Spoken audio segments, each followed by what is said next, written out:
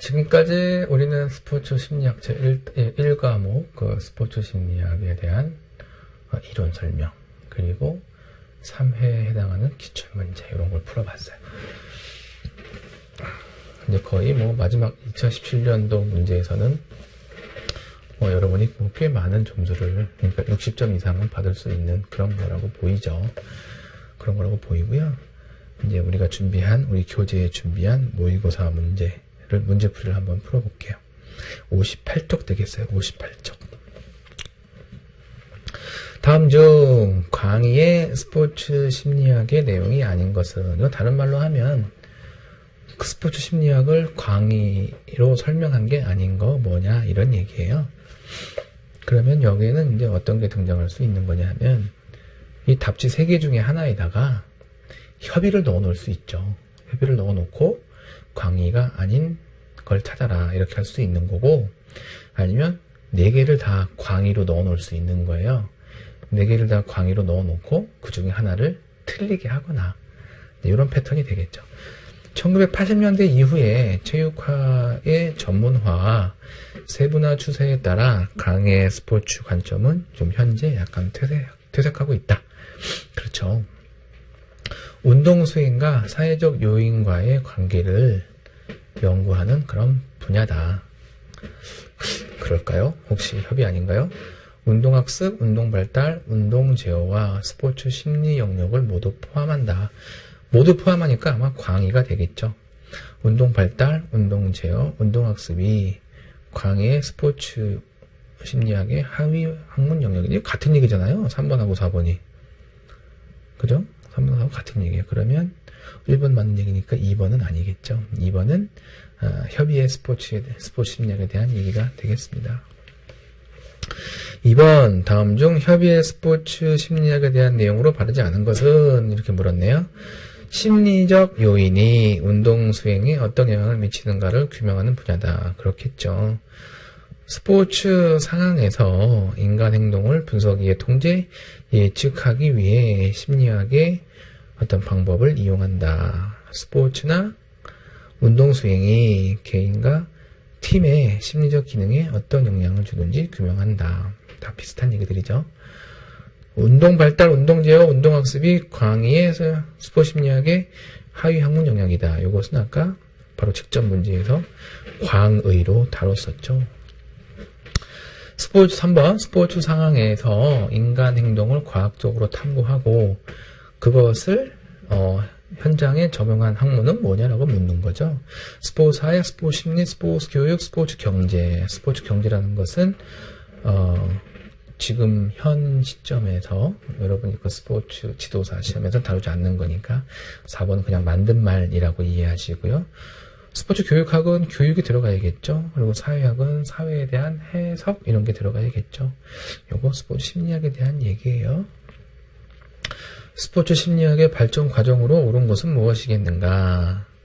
요거는 맨 처음에 광의의 스포츠 심리학에서 시작을 해서 점점 분화가 되는 거잖아요. 그래서 협의의 스포츠 심리학으로 구분이 되고 그 다음에 현재 스포츠 운동 심리학으로 이렇게 발전하고 있다. 스포츠 운동 심리학이라고 하지만 요즘에는 그냥 스포츠 심리학과 운동 심리학으로 구분해서 얘기하기도 해요. 스포츠 심리학의 5번이에요. 스포츠 심리학의 발전 과정 중에서 스포츠 심리학의 아버지 누군가요? 그리피스, 그 다음에 맥클로이, 트리플렛, 그 다음 푸니 이렇게 되는데 이 정도는 그냥 우리 기본적으로 그냥 외워주죠. 예, 그리피스 심리학의 아버지. 6번 체육을 통한 성격 형성이라는 논문을 발표한 사람은 누구냐? 는 거예요. 1930년에 그 맥클로이다라는 거 이것도 그냥 외워둘게요. 맥클로이, 그러니까 그리피스, 맥클로이 이런 사람들 다 소련에서 스포츠 심리학의 아버지로 불리는 사람. 칼 디엠, 그리피스, 푸니, 맥클로이 이 중에서 가장 소련 사람 같은 이름 골라보면 어떨까 싶어요. 그래서 푸니라고 우리가 가져갈게요. 8번 스포츠 심리학의 초기 시대에 대한 설명으로 바르지 않은 거니까, 이렇게 역사와 관련된 거는 뭐냐면 초기 시대의 내용이 아닌 다른 시대의 내용을 넣어 놓은 거겠죠. 자, 1번 제1차 국제 스포츠 심리학 총회. 그 다음에 2번 관중의 존재 유무에 따른 운동 수행 효과가 최초의 연구다. 스포츠 심리학 연구의 획기적인 전환점이었다. 스포츠 심리학의 발전에 기여했다. 이거는 잘 모르겠네요. 이거 한번 볼까요? 스포츠 심리학의 초기 시대 역사니까 아마 그 앞부분에 있겠죠? 자, 초기 시대 18쪽 되겠습니다. 18쪽에 보니까 초기 역사 해갖고 1890년대부터 1930년대 요 사이가 아닌 거를 얘기하는 건가요? 그렇겠죠? 그렇게 했을 때 1번 국제 스포츠 심리학 총회라고 하는 것은 1960년대에 이탈리아가 주도한 그런 총회다. 관중의 존재 유무 이런 건 다 그 이후 내용이네요.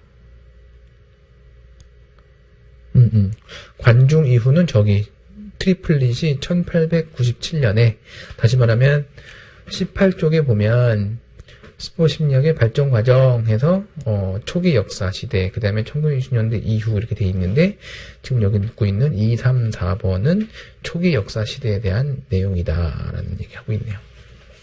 그랬을 때 제1차 국제 스포츠 심리학 총회는 초기 시대의 역사가 아니고 좀 더 이후 시대다 지금 이런 얘기를 하고 있는 거죠.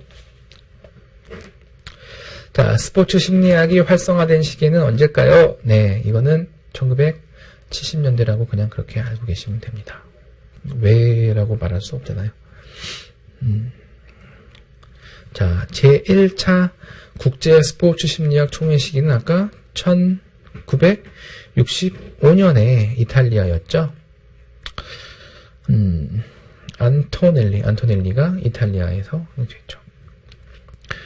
국내 스포츠 심리학의 내용과 연도가 잘못된 거. 이런 문제 되게 옳지 않아요. 나쁘죠. 이런 문제는 뭐라 그럴까 사고력을 이렇게 생각하기보다는 자꾸 외우게 만드는 문제라서 좀 슬퍼요. 이런 문제는. 볼까요? 1953년에 한국체육학회 대충 맞는 것 같고요. 학회가 창설됐으니까 55년경에 체육학회지 창간호가 발간될 수 있을 것 같아요. 맞아요. 1988년 이후에 분과 개념이 도입됐어요. 그전에는 분과가 아니었죠. 2002년에 한국 스포츠 심리학회지가 발간됐네요. 잘 모르겠어요. 2002년인지 아닌지. 그 앞에를 보면 1990년이었다고 하네요. 1990년에 한국 스포츠 심리학회지가 발간이 됐고 2002년에는 연구재단 등재 학술지로 선정이 됐군요. 그렇습니다. 자, 12번이요. 다음 보기는 스포츠 심리학의 영역 중 어디에 해당하는가? 정보 처리, 운동 제어, 운동의 법칙, 그 다음에 반사, 운동, 협응, 이거 다 어디예요? 중간에 운동 제어란 말 들어가 있네요. 두 번째. 그래서 운동 발달, 운동 제어, 운동 심리학, 운동 학습, 운동 제어 되겠고요. 13번. 스포츠 심리학의 영역 중 어디에 해당하나요? 운동 참가 동기, 운동 참가 지속, 운동의 심리적 효과, 정신 건강. 이거 운동을 왜 하느냐 하는 거 관련되어 있는 거죠. 그래서 운동 심리학이라고 보면 되겠습니다. 다음 보기는 스포츠 심리학의 영역 중에 어디에 해당할까요? 운동 행동 모형, 운동학습의 과정, 운동기억, 송환, 전이, 연습의 법칙. 다 운동학습에 해당하겠습니다. 다음 보기는 운동심리학의 영역 중 어디에 해당하는가? 유전과 경험, 발달의 원리, 발달이란 말이 들어갔네요. 그래서 운동 기능의 발달, 또 발달이란 말 나오고요. 학습 및 수행. 적정 연령, 노령화 이런 말 나왔어요. 운동 발달이라고 보면 되겠죠. 운동 심리학, 운동 학습, 운동 발달, 운동 제어. 이 네 가지에 대해서 다시 한번 기초를 다지고 넘어간 그런 문제가 되겠어요. 16번 스포츠 심리학의 영역 중에서 적용되는 원리를 규명하는 데 관심을 두는 연구 분야는 이게 뭐죠? 스포츠 심리학의 영역 중 적용되는 원리를 규명하는 데 관심 있는 연구 분야? 이거 문제가 잘못 나왔네요. 이 문제는 삭제를 할게요. 아래 해설을 봤을 때 이런 것 같아요. 이걸 올바르게 바꾸려면 스포츠 심리학의 영역 중 인간의 동작이나 운동을 어떻게 만들고 조절하는가, 또 그에 적용되는 원리를 규명하는 데 관심을 두는 연구 분야는 뭔가요? 이렇게 얘기를 해야 이게 운동 제어로 연결할 수 있을 거예요. 그런데 앞에 그런 얘기가 없고 그냥 적용되는 원리를 규명하는 데 관심을 두는 연구 분야는 모르죠. 뭔지 모르고 이거 다 될 수 있죠. 16번 이 문제는 잘못 나온 문제고 잘못 나온 문제예요. 그리고 이거를 답에 맞춰서 운동 제어라고 가져가려면 이런 말이 들어간다는 거죠. 스포츠 심리학의 영역 중에서 인간 움직임의 생성, 조절 혹은 그 적용에 관련 있는 원리를 규명하는 데 관심 두는 그런 연구 분야는 무엇인가요? 이렇게 해야 답이 되겠습니다.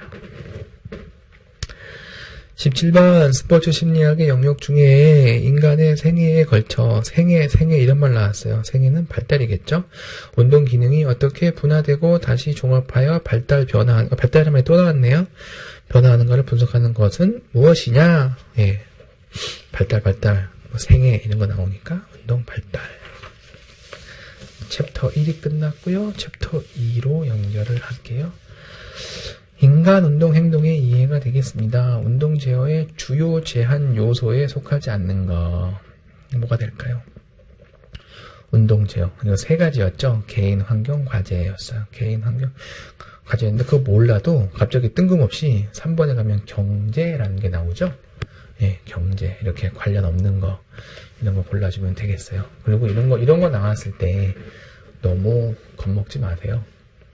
다 문제 속에 답이 있으니까 4개 중에 하나가 답이에요. 그중에 친숙하지 않은 거, 어울리지 않은 거 답으로 가져가면 되겠습니다.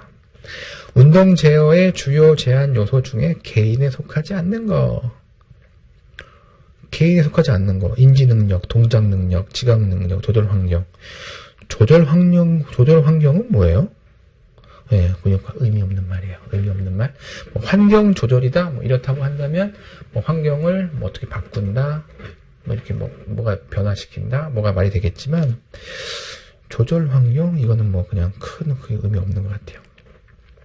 아니면, 이제 움직임에 영향을 줄 수 있는 환경, 이렇게 얘기는 나와 있는데, 예쁜 말은 아닌 것 같아요. 자, 그래서 여기 조절 환경은 어디에 속할까요? 네, 환경에 속하겠죠. 3번, 그 다음에 환경에 속하는 것은 뭐냐? 조절 환경 아까 나왔네요. 조정, 안정, 지각, 이건 어디에 포함되는 거였어요? 과제에 포함되는 거였죠.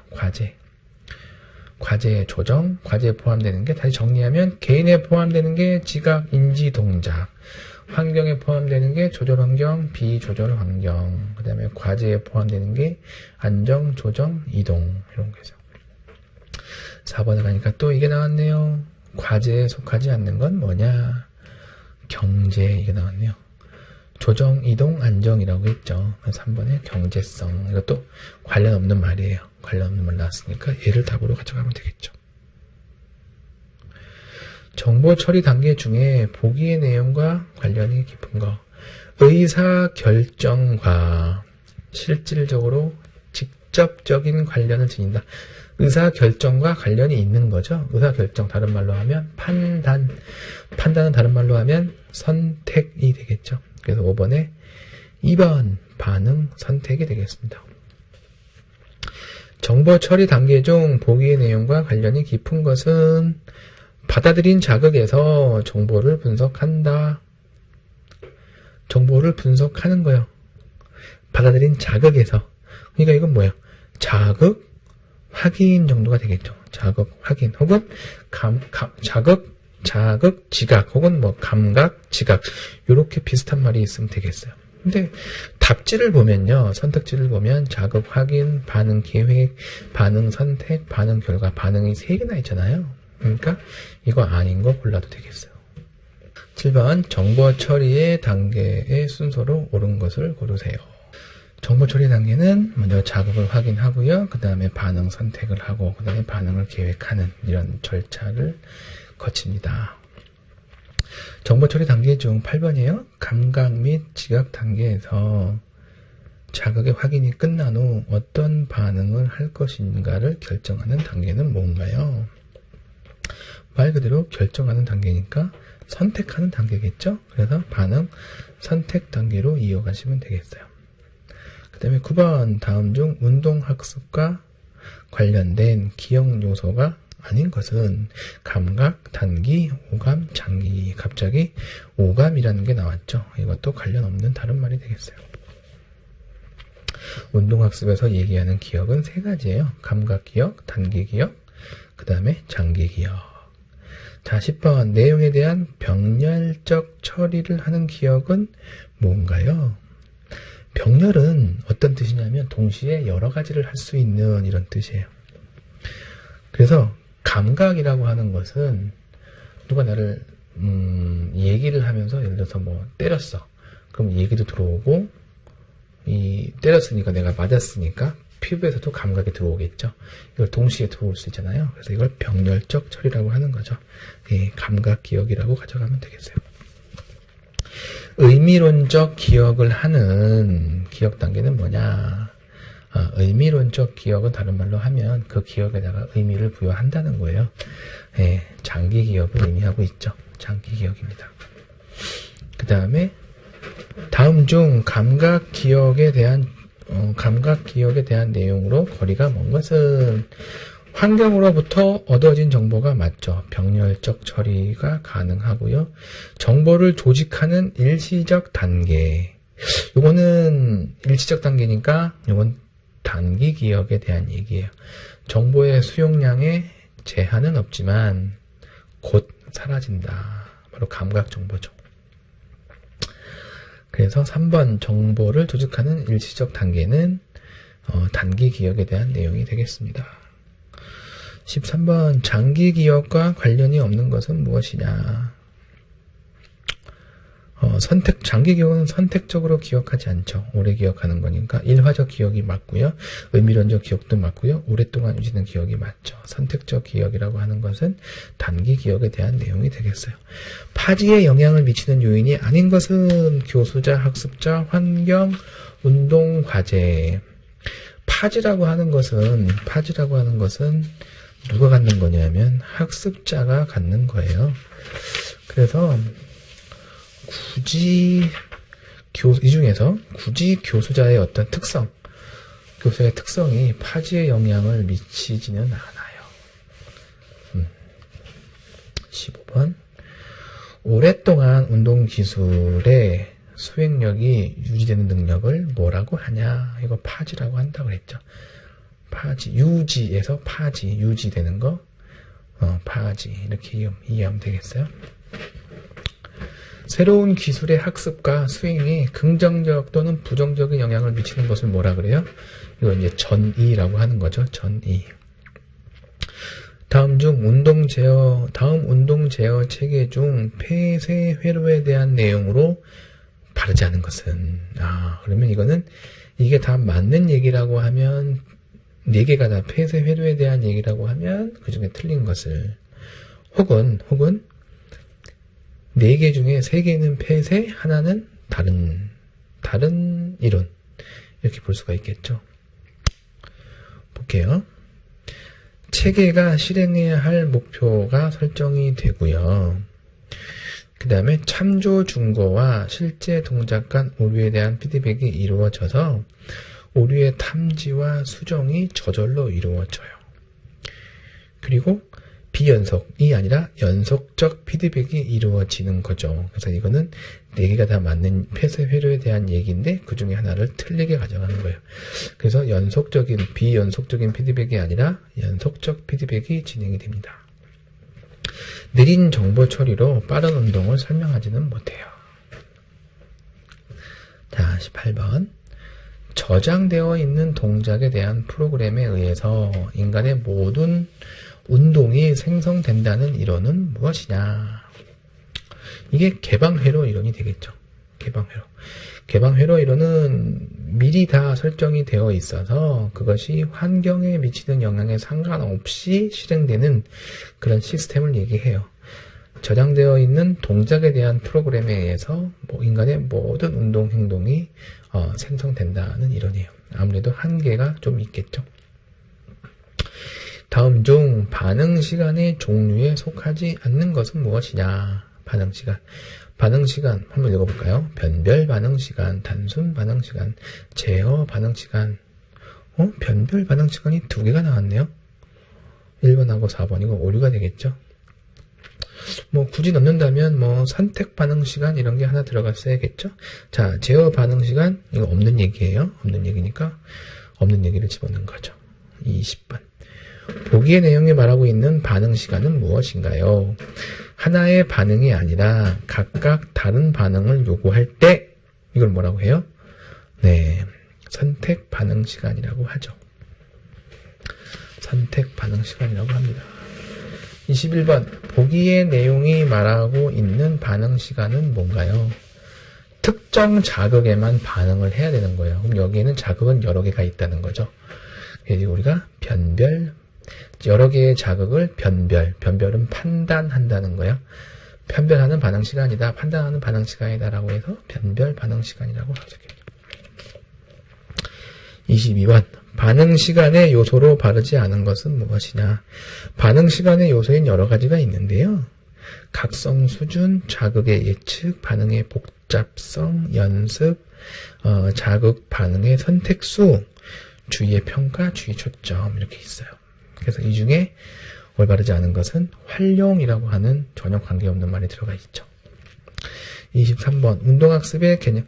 지금 여기까지는요, 우리가 여러분의 어떤 기초 실력이라고 그럴까요? 이런 부분들을 빌드업 하는 거예요. 그러니까 형성하는 거기 때문에 문제가 아무래도 기출 문제에 비해서는 문제의 질이나 이런 부분이 좀 떨어져요. 그래서 그런 거 여러분이 감안하고 핵심적인 내용들만 다시 한번 정리한다라고 생각하면 되겠어요. 23번. 운동학습의 개념에 대한 내용으로 옳지 않은 거 뭘까요? 운동학습은 성장, 성숙에 의한 변화는 포함되지 않는다고 했죠. 왜냐하면 자연적인 거기 때문에. 학습은 의도적인 거라고 했어요. 운동학습은 비교적 영구적인 변화예요. 그리고 내적 과정이라고 그랬죠. 외적 과정에 속으면 안 되고 그 다음에 일시적인 변화에 속으면 안 돼요. 운동학습의 과정은 직접적으로 관찰할 수가 없죠. 관찰할 수가 없어요. 그래서 운동학습은 연습과 경험에 의해서 나타납니다. 24번. 운동학습의 이론의 순서로 올바른 것은, 이게 좀 그러네요. 운동학습 이론이라고 보기보다 어떤 운동학습 정보처리요? 정보처리겠죠? 정보처리. 그래서 감각, 지각, 반응, 선택, 반응, 실행이 된다. 이런 몇 가지 하고 다음 시간부터는 문제를 풀도록 하겠습니다.